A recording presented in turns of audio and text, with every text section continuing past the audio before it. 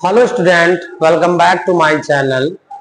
This is Samsad Khan. I am presenting you with another video related to balance of payment और topic हमारा structure of balance of payment, यानी balance of payment का structure कैसे होता है, inflow how to record it, outflow how to record it, क्या accounting statement होता है, बैलेंस बीओपी क्या होता है, डेफिसिट बीओपी क्या होता है और सरप्लस बीओपी क्या होता है.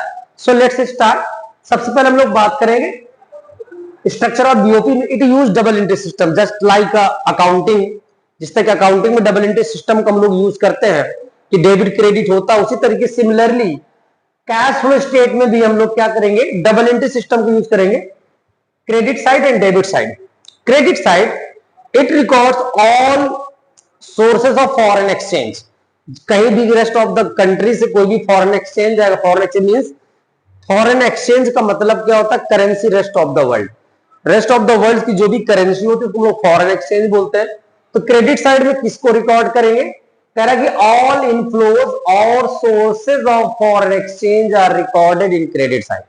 ऑल इनफ्लो, कहीं से भी किसी भी तरीके का इनफ्लो आता है या फिर और sources of foreign exchange are recorded in credit side.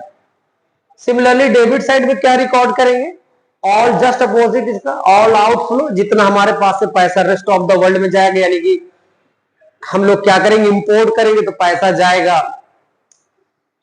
चाहे गुड्स को इंपोर्ट करें या फिर सर्विसेज को इंपोर्ट करें, एसेट्स इंपोर्ट करें, तो उसके बदले में क्या होगा, हमारे पास से आउटफ्लो होगा. ऑल आउटफ्लो और use of foreign exchange are recorded.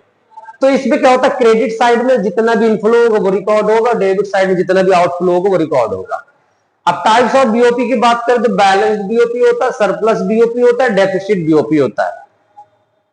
Balance BOP का मतलब क्या होता है, receipt of foreign exchange equal to payment of foreign exchange. It means receipts of foreign exchange are equal to payments of foreign exchange.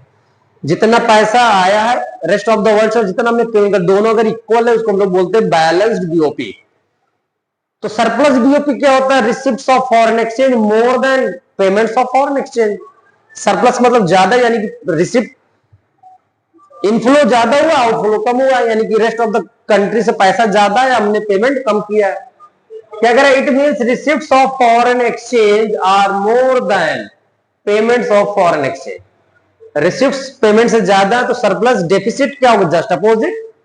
Deficit BOP क्या कहता है, कहता है it means receipts of foreign exchange are less than payments of foreign exchange. तो आज हमने बात की स्ट्रक्चर ऑफ बीओपी की. डबल एंट्री सिस्टम यूज करते हैं, क्रेडिट साइड होता है और डेबिट साइड होता है. क्रेडिट साइड में जितना भी इनफ्लो होता है फॉरेन एक्सचेंज को वो रिकॉर्ड करता है, जितना भी आउटफ्लो होता है फॉरेन एक्सचेंज को वो रिकॉर्ड करते हैं. थ्री टाइप्स का हमारा बैलेंस बीओपी होता है, balance BOP, surplus BOP, deficit. सब बैलेंस बीओपी का मतलब receipts of foreign exchange equal to payments of foreign exchange.